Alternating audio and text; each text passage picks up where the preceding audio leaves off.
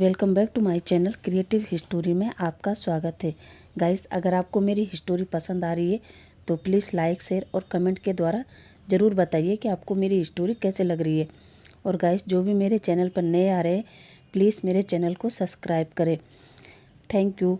Guys, एक बात और मैं आपको बता दूँ कि ये हिस्टोरी केवल मनोरंजन के लिए है। इसमें हम जो भी आपको बताते हैं वो केवल हमारी इमेजिनेशन होती है।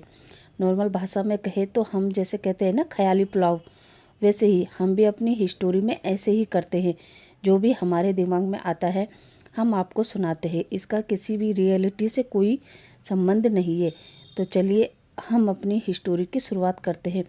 उससे पहले गाइस, एक बात और मैं इसमें बता दूं कि वांग जी एक बिजनेसमैन भी है और माफिया भी। और वो माफिया कैसे बनता है वो सब मैंने हिस्टोरी में बताया है। तो चलिए स्टार्ट करते हैं हम अपनी new history, you are my love and you are my life. तो हमारी कहानी की शुरुआत होती है स्विमिंग पूल से। वांग जी जैसे ही पानी से अपना सिर बाहर निकालता है तभी उसकी आंखों पर एक चमक पड़ती है। वांग जी अपनी आंखों के आगे हाथ रखता है और फिर उस पर्सन की तरफ देखता है तो देखता है कि जो चमक उसकी आंखों पर पड़ रही है वो किसी की ईयर रिंग की रिफ्लेक्शन है। वांग जी पहले तो उस ईयर रिंग को देखता है और फिर उस पर्सन को जिसने वो ईयर रिंग पहनी थी। वो पर्सन अपने हाथों से अपने बालों को कान के पीछे टक कर रहा था और एक दूसरे पर्सन से हंस के बात कर रहा था। वांग जी जब उसकी वो प्यारी सी मुस्कान देखता है तो उसे अपने दिल में एक अजीब सी सेंसेशन होती है और वांग जी के चेहरे पर भी एक मुस्कान आ जाती है। अब वांग जी स्विमिंग पूल से बाहर आता है तो एक गार्ड वांग जी को टॉवल देता है। तभी 2 कदम चलने पर एक और गार्ड उसे बाथरोब पहनाता है और फिर 2 कदम चलने पर एक और गार्ड काफ़ी सारे ड्रिंक लेके खड़ा था। वांग जी उस ट्रे से अपनी पसंद की ड्रिंक उठाता है और वहीं स्विमिंग पूल के किनारे जो चेयर लगी होती है उस पर जाके बैठ जाता है और उस पर्सन को देखने लगता है। पता नहीं क्यों जब वांग जी उसे देख रहा था तो वांग जी के फेस पर खुद ब खुद एक स्माइल आती है।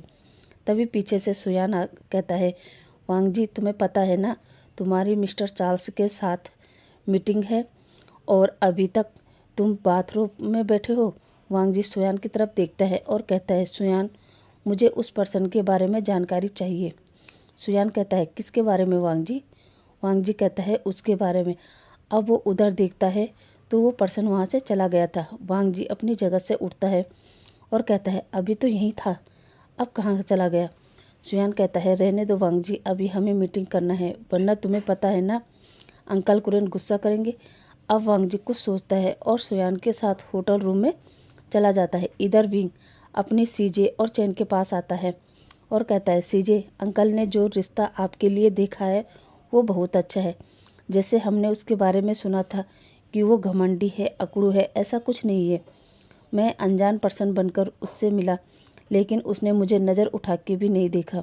सीजे मुझे तो जिन जुशियान बहुत पसंद आया। यांगली कहती है, नहीं विंग, अभी मुझे इनका और टेस्ट लेना है। हो सकता है कि इन्हें हमारे बारे में पता चल गया हो तभी ये तुम्हारे साथ प्यार से बात कर रहा था। विंग कहता है, ओहो सीजे अभी ये छोड़ो, अब हम बाद में देखते हैं, अभी मुझे इन कपड़ों में अनकंफर्टेबल हो रहा है। और वो चैन से कहता है, चैन मुझे बैग दो। और वो बैग उठाकर वॉशरूम की तरफ जाता है और वॉशरूम की तरफ देखकर कहता है, ओ गॉड, अब मैं कौन से वॉशरूम में जाऊँ? गर्ल्स में जो कि मैं हूँ नहीं, बॉय वॉशरूम में जो मैं हूँ पर मैं बता नहीं सकता। इसी कन्फ्यूज को सॉल्व करते करते वो बॉय वॉशरूम में चला जाता है। तभी एक पर्सन कहता है, excuse me ma'am, boy washroom, ये बॉय वॉशरूम है। विंग उसे देखकर कहता है, मुझे पता है। और वो वॉशरूम में घुस जाता है और वो बाहर खड़ा होकर सोचने लगता है, कमाल है, इन्हें पता है कि ये बॉय वॉशरूम है फिर भी ये उसमें घुस गया। फिर वो पर्सन सोचते सोचते वहाँ से चला जाता है। अब विंग अपना गर्ल्स वाले गेटअप को चेंज करता है और अपने ओरिजिनल, मेरा मतलब बॉय बनकर बाहर आता है और अपनी सीजे से कहता है, सीजे चलो, अब हमें काफ़ी देर हो गई है और वैसे भी मॉम को पता चला ना कि हम यहाँ जिन जुशियान से मिलने आए थे तो पता है ना मॉम हम पे नाराज़ होगी। अब चैन, विंग और यांगली वहाँ से निकल जाते हैं। इधर वांग जी मिस्टर चार्ल्स से मीटिंग करने के बाद सुयान से कहता है, सुयान तुमने इस होटल की सीसीटीवी फुटेज निकाली, खास तौर पर स्विमिंग पूल की? सुयान कहता है हाँ वांग जी। और अब वांग जी और सुयान होटल रूम में आते हैं और उस फुटेज को देखने लगते हैं और उसमें विंग की तस्वीर को देखकर वांग जी कहता है सुयान 24 घंटों के अंदर मुझे ये लड़की मेरे पास चाहिए। सुयान कहता है ठीक है वांग जी। इधर यांगली, चैन और विंग जियान मेंशन में पहुंचते हैं, जहां मैडम यू तीनों को देखकर कहती है यांगली, विंग, कहाँ थे तुम सुबह से, और ऐसा कौन सा काम था जो तुम तीनों को जाना पड़ा? यांगली कहती है कुछ नहीं मॉम, वो विंग और चैन को कल बीजिंग जाना है ना, तो हम थोड़ा शॉपिंग करने गए थे। तभी मैडम यू कहती है अच्छा तो क्या लेके आए? यांगली अब थोड़ा घबरा कर कहती है मॉम, हम जिस शॉप से कपड़े लाते हैं आज वो शॉप बंद थी तो हम शॉपिंग नहीं कर पाए, और वैसे भी मॉम आपको तो पता है कि कल विंग और चैन बीजिंग चले जाएंगे, तो हमने सोचा क्यों ना थोड़ा सा एंजॉय कर ले, और वैसे भी अब ये दोनों तभी आएंगे जब मेरी शादी होगी। मैडम यू कहती है हाँ ठीक है, अब तुम लोग जाओ और फ्रेश हो जाओ, मैं लंच लगवाती हूँ। विंग कहता है नहीं मॉम, हमने बाहर ही लंच कर लिया था और अब मैं थोड़ा सा आराम करूँगा और थोड़ा सा साइंस प्रोजेक्ट बाकी है उसे करूँगा। मैडम यू कहती है ठीक है विंग, तुम अपने रूम में जाओ। अब विंग और चैन अपने रूम में आते हैं और फ्रेश होकर कुछ देर आराम करते हैं। उसके बाद दोनों अपना साइंस प्रोजेक्ट कंप्लीट करते हैं। अब इवनिंग में जियान फेमियान अपने ऑफिस से वापस आते हैं। जियान फेमियान अपने हॉल में काउच पर बैठते हैं और मैडम यू से कहते हैं यू, आज मैं काफ़ी थक गया।